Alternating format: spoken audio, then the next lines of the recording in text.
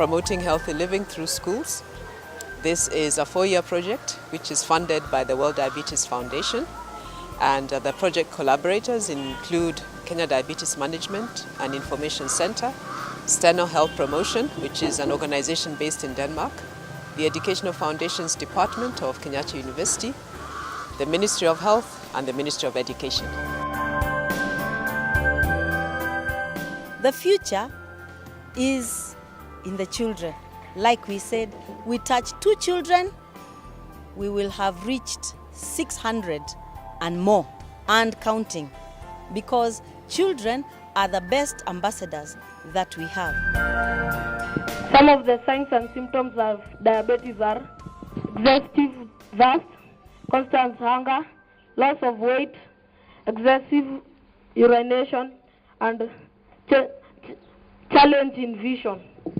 Diabetes is managed by being active, staying at a healthy weight, take medication, and check your blood glucose. When blood sugar is high, it can cause complications such as stroke, blindness, heart disease, and kidney failures. Check your blood sugar at all the right time. Learn the highs and lows of their signs.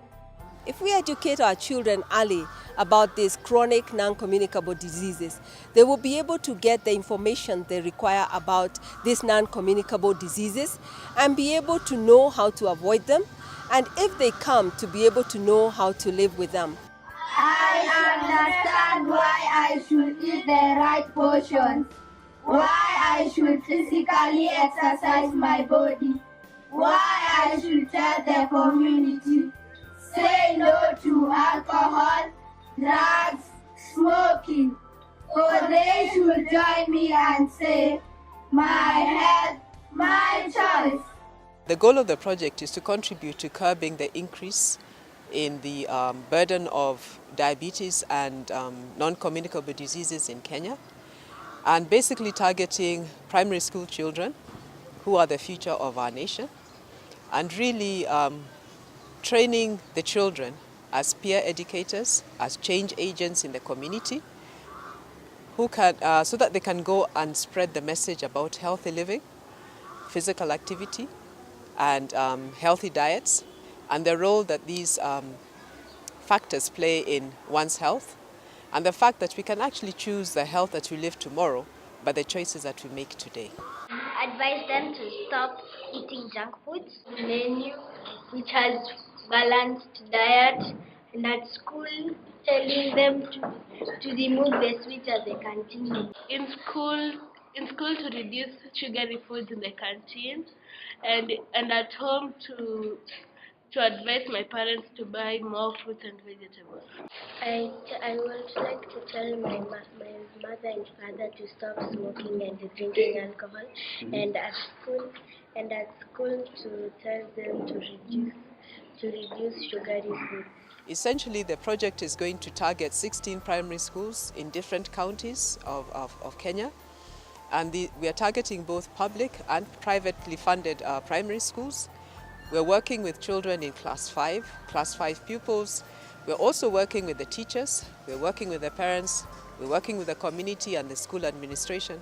So really the project adopts a whole school approach, and amongst these milestones we're reaching out and training a cohort of class 5 pupils as child-to-child trainers. We have sensitized the entire class 5 population in the schools that we worked on. We've trained class 5 teachers and school administrators as trainers of trainers. We have also reached out to the entire staff body in the schools that we worked in. We have reached out to the parents. We have sensitized all the community members on diabetes and other non-communicable diseases. And in addition, for all the adults who have been involved and who we have reached out to, we have offered voluntary screening for diabetes, for random blood sugar, and also for blood pressure and for measurement of BMI. And thus far we've been able to, at least the people we have interacted with have now come to know what their status is in regards to diabetes, in regards to blood pressure, in regards to body mass index. Since you introduced this program, we are free to interact with the learners. They are also looking at me and the way they are teaching their parents at home. They have known the importance of healthy eating.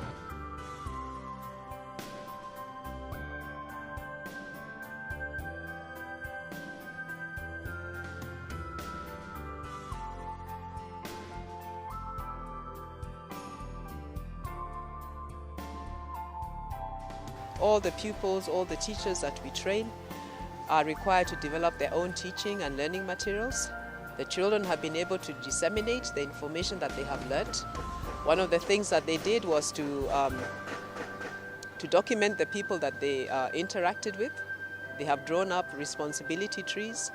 They have been able to develop their own play materials using locally resourced materials. They have drawn up posters and other information dissemination tools. In addition to disseminating within the schools.